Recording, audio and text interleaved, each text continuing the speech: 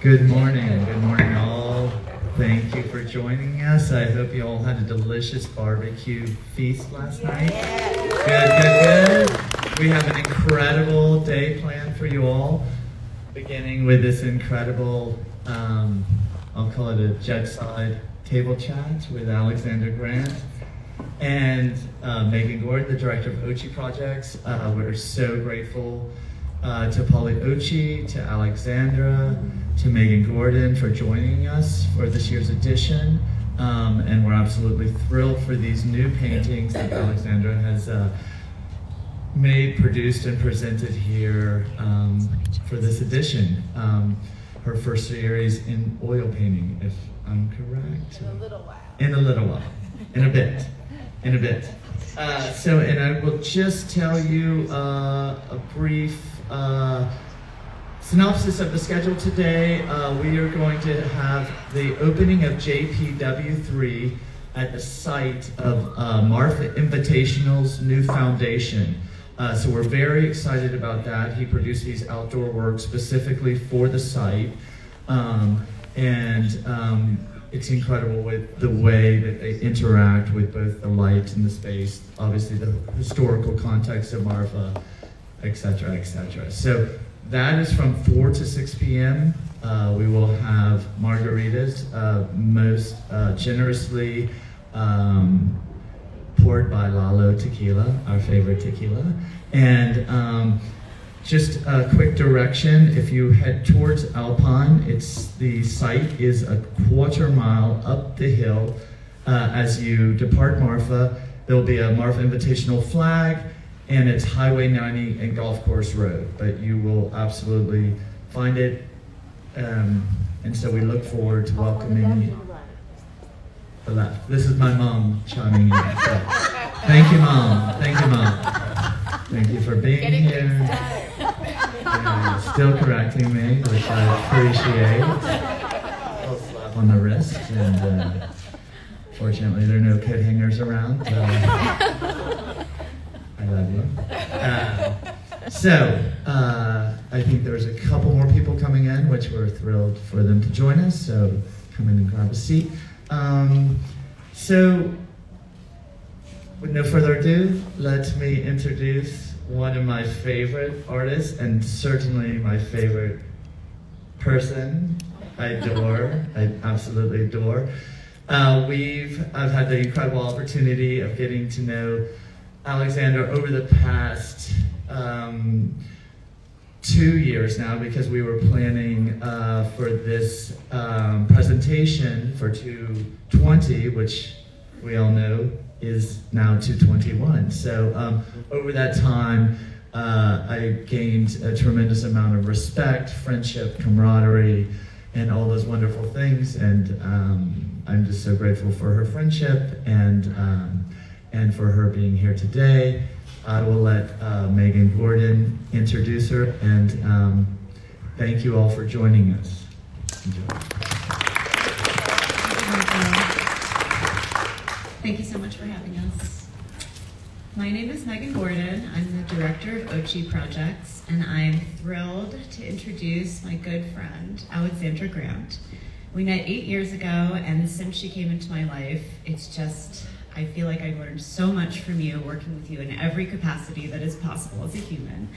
And I am so excited to introduce you guys to this new body of work that Alexandra has been working on here. Not here, but we're presenting it here for the first time. These paintings have never been seen before. They just left the studio. And Alexandra is an artist based in Los Angeles, and yeah, I'm gonna let you do your own bio, if that's okay. Is that okay? Can we skip the bio? Oh yeah, we can skip the bio. Yeah, I don't want to do mine either. Great. Okay. But it's Saturday morning. It's Saturday morning, everyone. Thank you for coming and joining us. It really means a lot to me that you are all here. Good morning, all the way to the back row.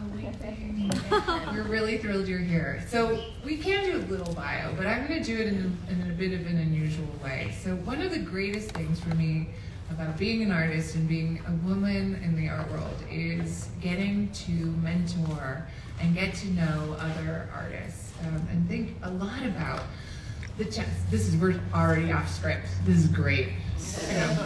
We had a question we were going to start with, and I'm not even letting that happen. But we'll get there. We'll get there.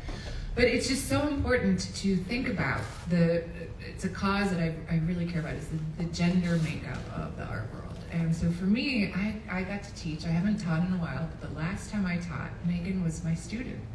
And one of the extraordinary things about it, we were at Cal Arts, it was really fun.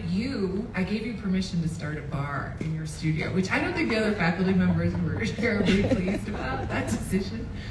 But it's so important and so remarkable that we get to have different relationships with other artists over time and that they evolve. So it never, in my wildest dreams, even 3 months ago, would I have imagined that Megan and I would be sitting here in the capacity of her being the director of the gallery that is presenting my work at the fair. So it's really important to me to discuss how our relationships evolve. And relationships is the segue to your first question. Absolutely, because relationships are all about love, in my opinion. Even when you don't feel like you love somebody for whatever reason, you're always operating with love. How would you want to be treated? How would you want to be introduced? Just everything in the art world, I think, is about relationships, and therefore is actually about love. And love is something that Alexandra and I have been discussing for many years. It's one of our favorite topics, and not necessarily in the way you would think. We talk about love as an ethics, a code of ethics that we operate by, and we're constantly kind of thinking about, how do we make work that talks about this? Yes, of course, which is a challenge. How do you make a painting about love? That's a really big question. It's hard to answer. In fact, it's kind of hard to communicate most things in painting. So, snaps for anyone that tries to communicate about love in paint. But love is the will to nurture one's own or another's spiritual well-being. That's my definition of love, and I've stolen it directly from a book called All About Love. And it's actually, it's a quote that comes from a psychologist in the 70s, Eric Fromm. And I think that definition for me just really nails, for me, it changed my life when I read it, basically. And we talk about love in all these different ways. So maybe you can talk to me a little bit about why love is so important to you. Starting with a small question. First, I just want to say thank you to Michael for giving me the opportunity to share the paintings in the booth and also to have the Grant Love pop-up shop. So if you haven't seen both, I just want to say that I am fortunate to have received the gift to have two presences of love that are different parts of the same practice for me as an artist. So for me, love, the first part has to be about loving oneself, accepting oneself. I mean, if you don't know this about me, I'm a 6'1", very white-haired individual. And so the idea that I could hide, or that sometimes we all fantasize about what if we had been born, hello train, if we'd been born in a different package, what our life, how our body circumscribes our existence, where we're born, the body we're born into, the health we're in. The idea that I would be able to hide is it's not possible. I stand up and it's like, oh, there she is, turn left. That's a very tall woman. So self-love for me is about sort of accepting our packaging, and then of course our packaging is in relationship to our context, right? And the first context we learn is our family, right? And so the second sort of pillar of love in my imagination is how we relate to our family and the people we know. But it's really the third pillar for me, which is how do we relate to people we don't know? And that really brings in difference. How do we relate? Our family is often similar to us, even though we don't want to admit it. But it's really how do we love across difference, and how do we love people who are different than us? How do we love people that we don't know? And so the way I structure my practice is in 3 parts as well. I guess I really love the number 3, but I have a studio practice where I get to be all by myself and express sort of my particular intellectual interests, which are philosophy and literature. The paintings we're presenting here at Marfa are about the myth of Antigone. So a myth that's over 2,000 years old, yet continues to resonate for generation after generation. And I think it's because it's this young woman. She's a badass. She could be a Texan, for sure, like a bandita.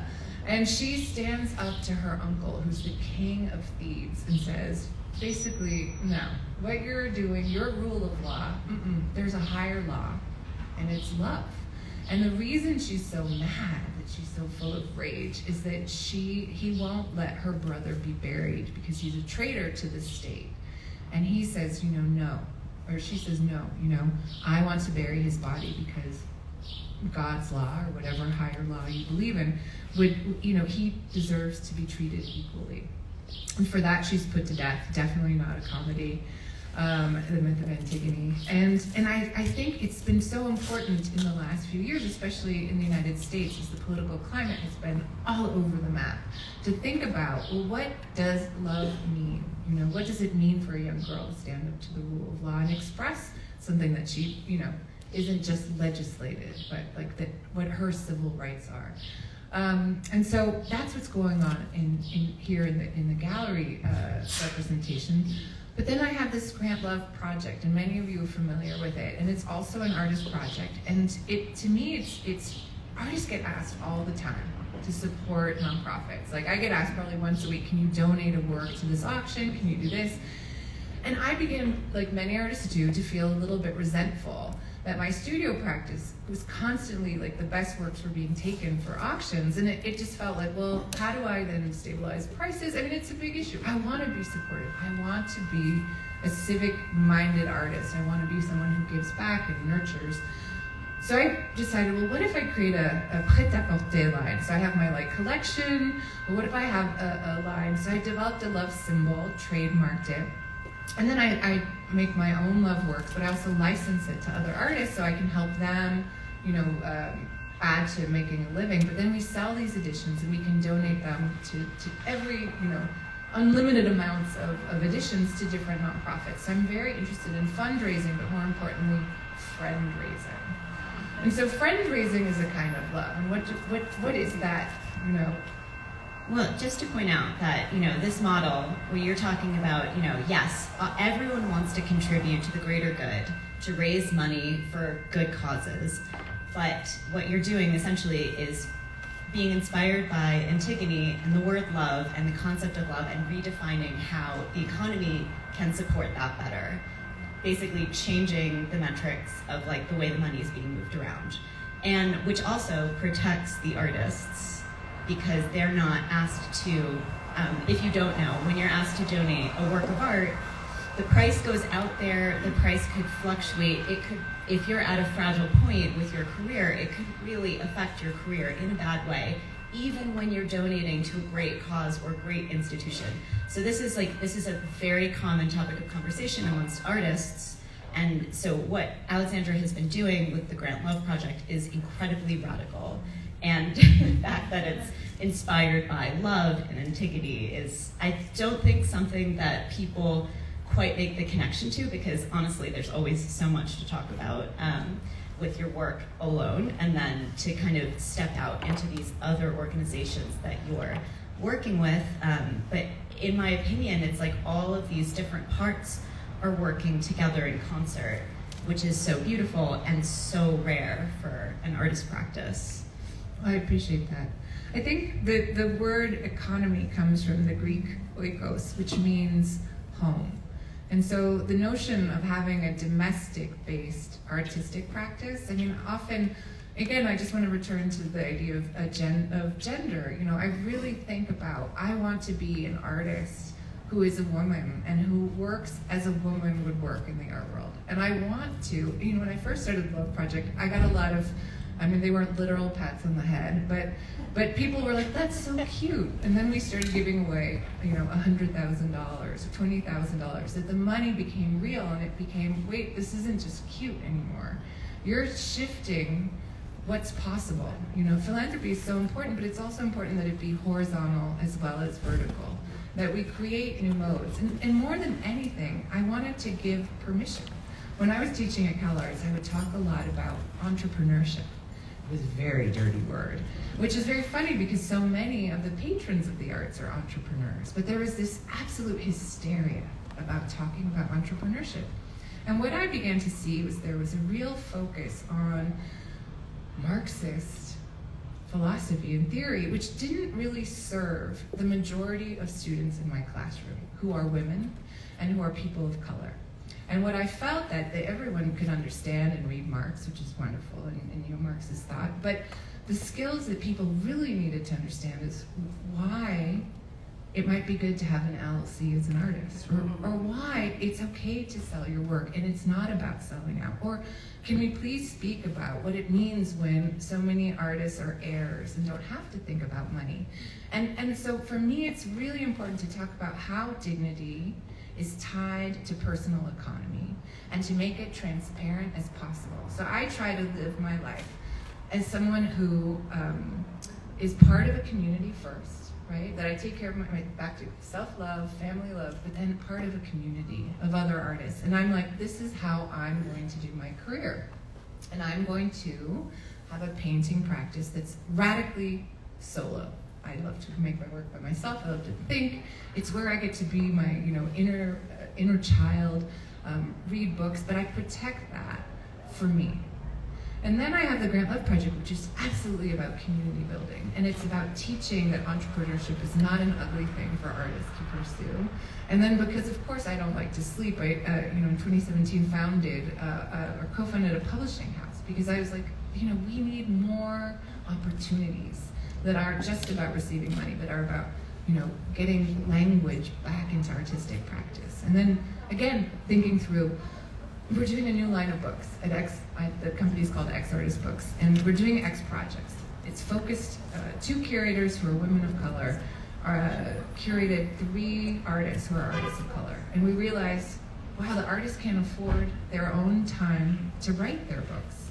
So suddenly we had to rethink, it's not, oh cool, you got a book deal. Well, you can't, if you can't write a book, right? Because you're struggling financially. So suddenly we were like, okay, we're gonna have to triple, you know, come up with a real salary for these artists. And again, I think that's what I mean by love. It's not being embarrassed about your finances. It's not being embarrassed about these things. It's really talking about them. Maybe not publicly like we're doing right now, but talking about what will it take to, what kind of support do you need, right? To be grounded and sane, to have dignity, and from that place, create your work, right? And I think those are the kinds of questions that I, as a teacher and your former teacher, really think about. That you know, especially women, I found in the classroom, they dominate the theory. They don't need more philosophy. They need cheerleading, right? It's issues of confidence. And again, what does confidence mean? I'm sorry, I'm gonna word that. It means with trust, right? So it's like, how do you give women the sense, or any artist really, the sense to trust themselves that where they're coming from and what their point of view is, it has value. And again, value ties back, unfortunately, to financial worth as well. So for me as an artist, I think, you know, we all say that when you become a teacher, you become the teacher you wish you had, right? And so for me, what I try to do is again, it's self-nurturing, but I want to be that person for other people that I wish I had had, and to protect people. I'm a bit of a mother. It's true. A word, and that's beautiful. A mother. I mean, I think I have that in me as well, and that's something that we talk about a lot, this word permission. Yeah. And, you know, I've begun to think about the word permission as kind of like an act of love, right? Which it absolutely is. So, you know, there are so many people that we meet in our world that are very talented and are not reaching whatever level of visibility or success. And a lot of times it's that people are kind of defeating themselves. They're preventing themselves from contacting, from asking for help, from putting their work out there. And, you know, I think when we met, you were my teacher, and I saw you give permission to so many people to pursue something that was a little bit scary, that they were scared to talk about, you know, whether that was because it was related to a personal trauma or something that they just cared so deeply about and they had never shared it with anyone before, you know, and I really feel like that is the first step in terms of, in the art world, you know, art is a lot about education. I mean, you look at art and you learn about yourself. What do you think about when you see something? you know, and then a lot of artists are communicating about things that they love, so you then learn about the things that the artist loves and is interested in speaking about. You know, we were talking about Sophocles today because Alexandra loves this play, you know, and so art is constantly learning, and most artists are autodidacts. They're always learning for themselves in different ways. It doesn't necessarily have to be through literature. But the next step then is to kind of make that all visible, and so many women, artists especially, and artists of color, are not encouraged and given that permission to make their voices louder and to show the world what they love and the things that they think are important to communicate about.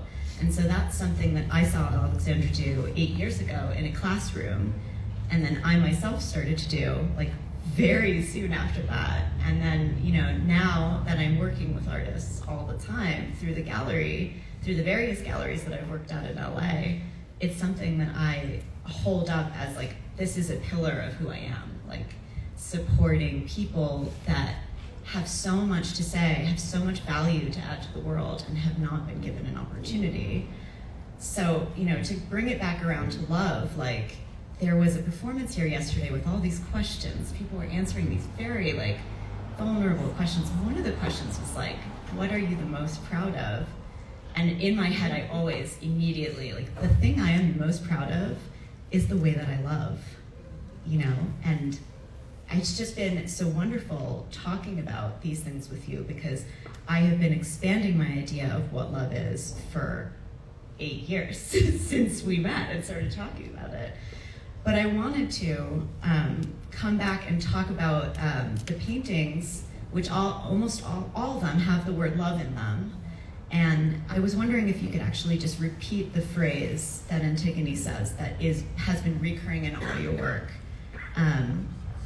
So she says, I was born to love, not to hate.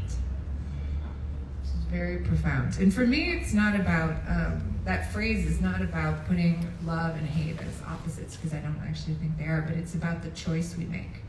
And maybe it's because I read The Secret, I don't know, but that idea that you know, what happens when we experience negative emotions in our bodies, right? Like if we experience envy or if we experience hate, for me, they're just the biggest teachers. And that idea of choosing love every time, choosing to connect, choosing to reframe something because we, you know, because we feel a negative emotion. For example, I'm not sure, I don't like participating in competition.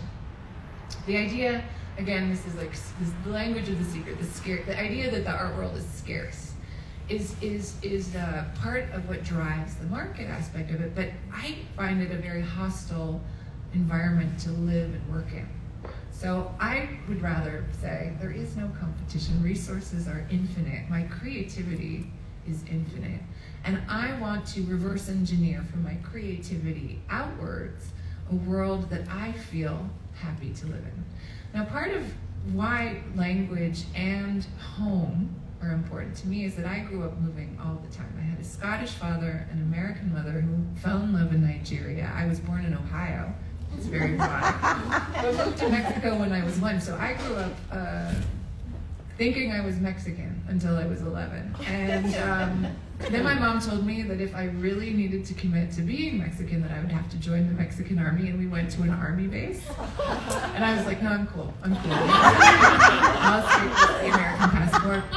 My mom was a smart cat. That was like quite an education. Going to barracks, it's like, you know, so that idea, though, of having an experience, when I moved to the United States, finally, I had something inside my head that wasn't seen, right? So I'm a native Spanish speaker, and very few people, I mean, I scare the out of people when I open my mouth and speak Spanish because they're not expecting it from this European packaging, you know? And so it's that, like, that we each have a hidden universe inside of us. And so I know it's inside of me, so I know it's inside of each one of you.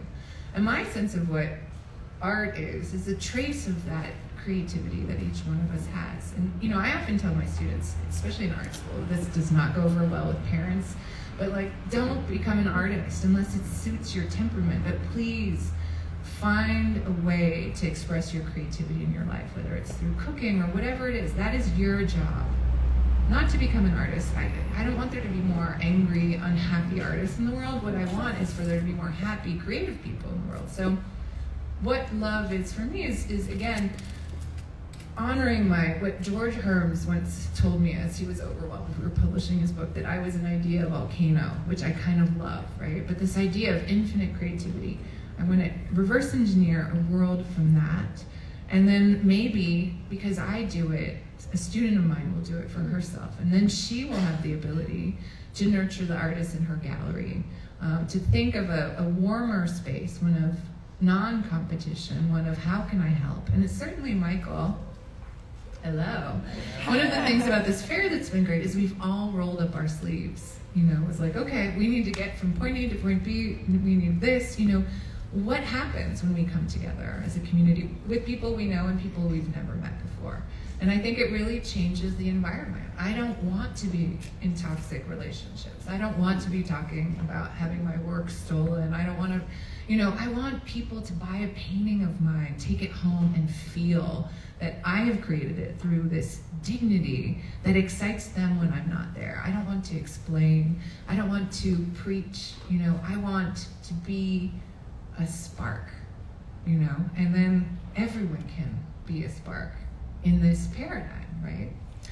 I'm going to, speaking of everyone being a spark, we can open up to questions. Is that right? Perfect. So if you have a question or a comment and you want to interject, we'd love to welcome that.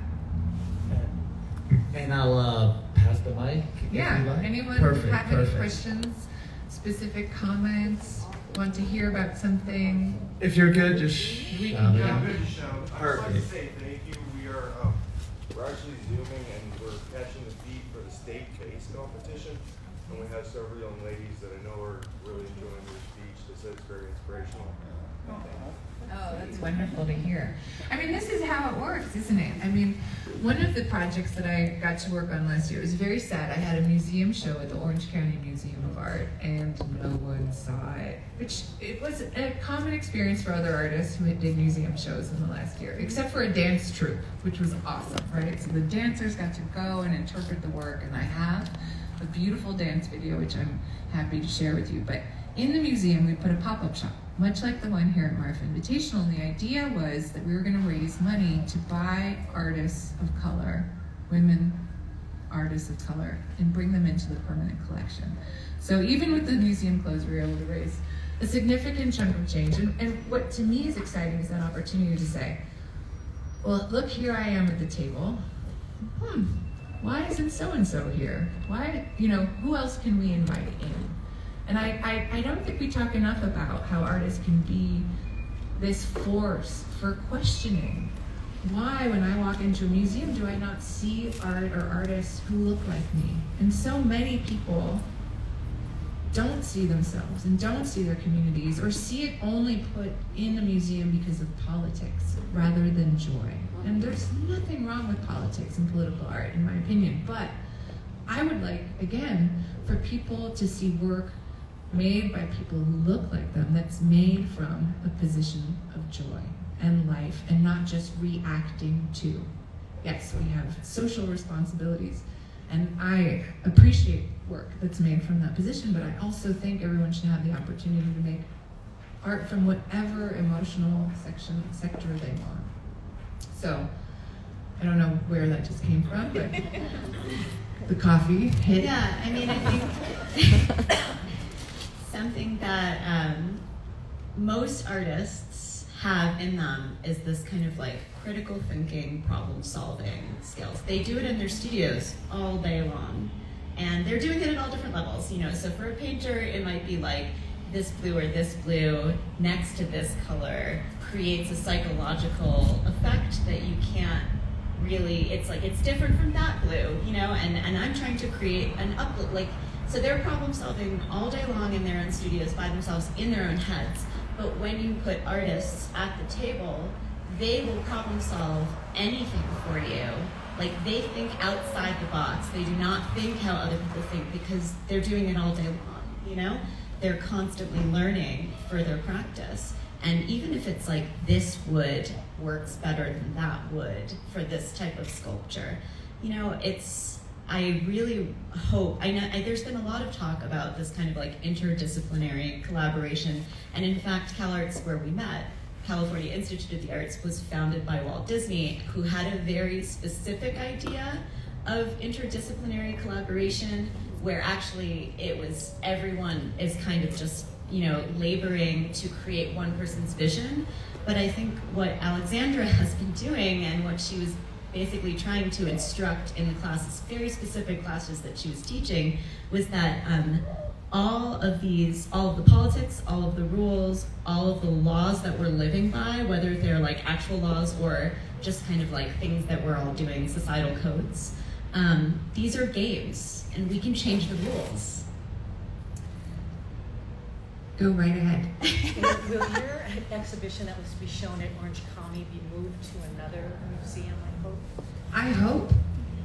That would be wonderful. We would love that. It's totally closed. We would love that. Yeah. There's a new director coming in. Heidi Zuckerman. She's wonderful. From Aspen. She's great. Yeah. So it's sad that, I hope you get another exhibition. I hope so too. Okay. But I also learned so much from, again, 6 dancers saw my show. Wow. Right? How cool is that? At least and then they interpreted it. So again, I think we've just lived through, one of the great things about being here with all of you is we're coming out of quarantine. Yeah. Right? And we've all had these traumatic experiences of isolation in different ways. So when I look back and look at this dance video, with the dancers not being able to touch in with masks, it will sum up the year for me. And how can we access that? We'll make sure and send the video out. Please. It's so surprising. It's so moving. Yeah. Okay, I love that. Yeah. I see a hand.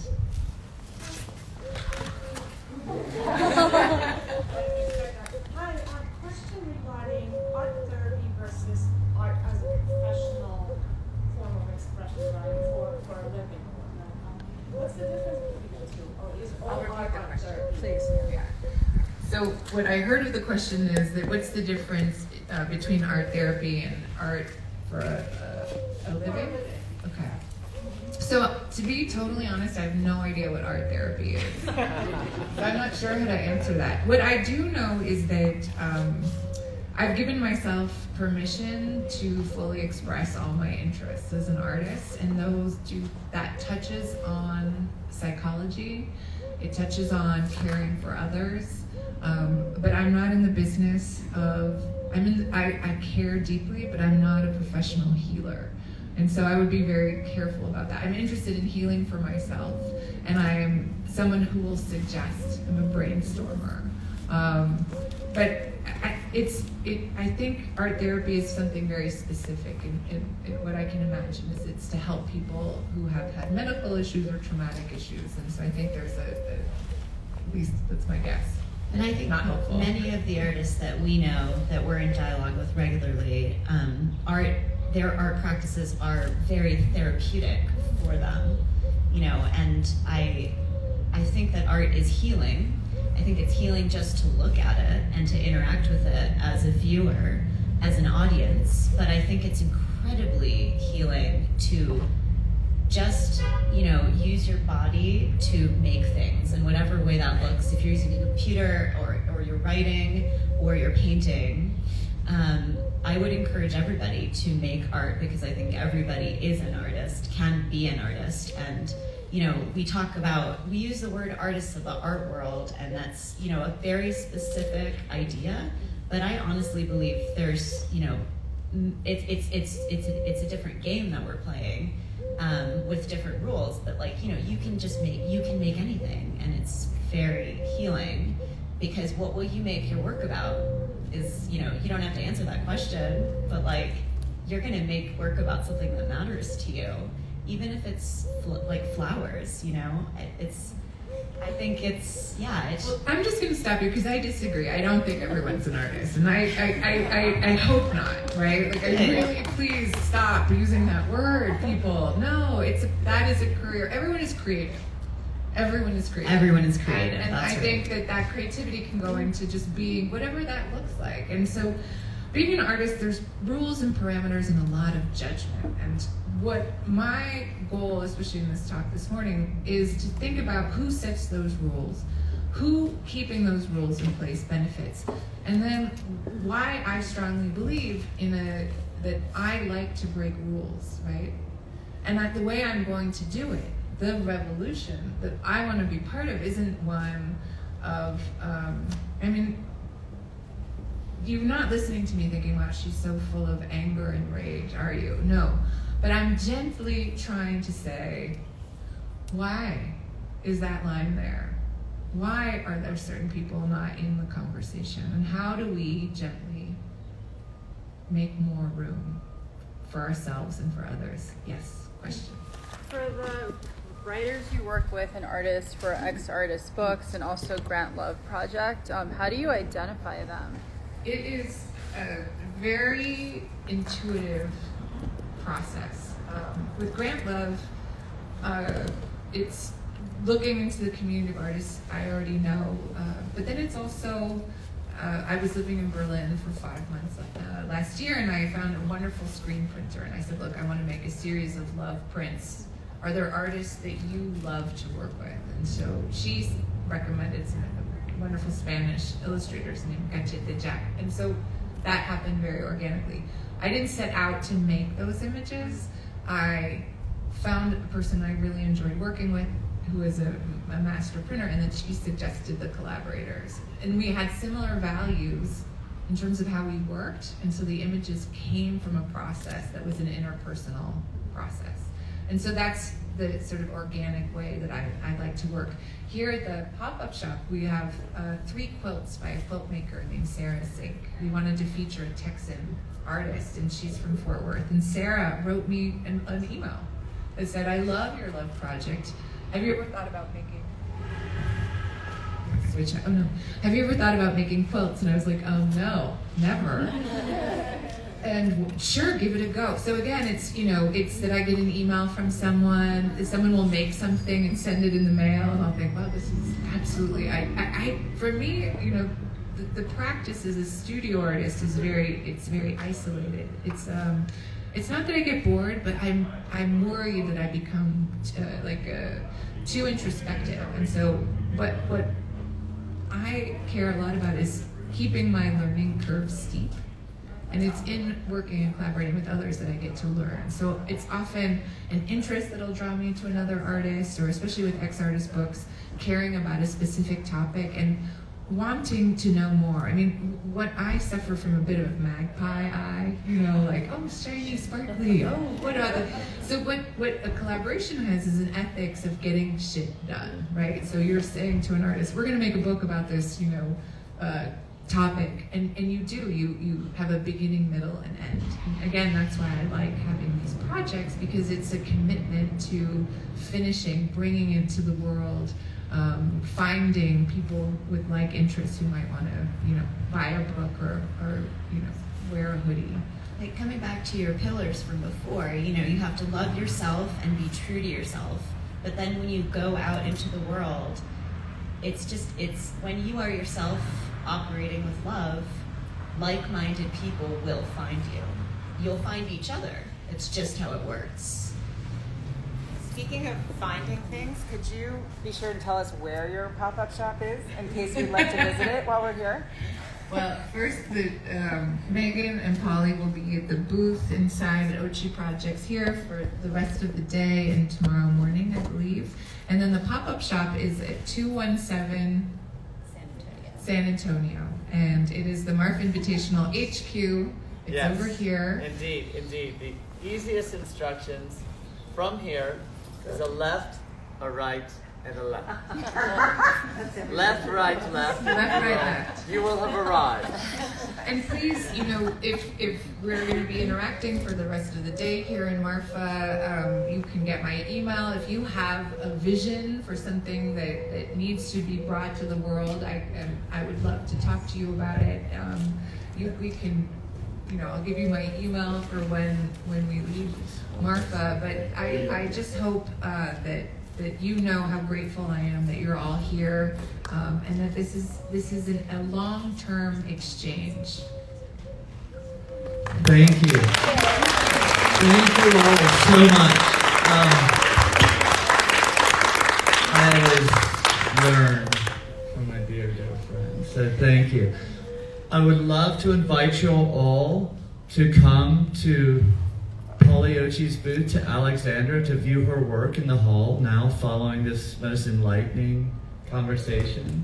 So, and take a look if you haven't already of these incredible works, and enjoy them, and perhaps take one home. But at the very least, view them and introduce yourself to Alexandra if you have not already. And thank you all for joining us. We look forward to welcoming you 4 to 6 p.m. at the site of Marfa Invitational Foundation, where there will be an outdoor installation of JPW3 between 4 and 6 p.m.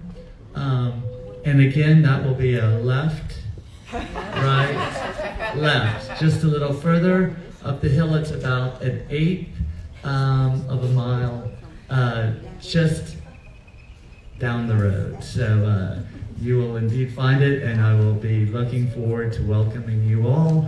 Thank you. Enjoy this gorgeous spring weather, amazing art, and thank you all again. Thank you so much.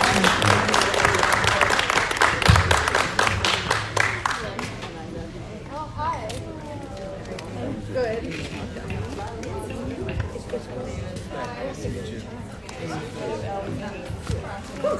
How'd we do?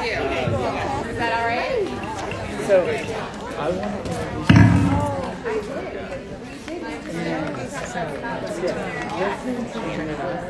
tag it when you're doing wealth and breadth and you have something that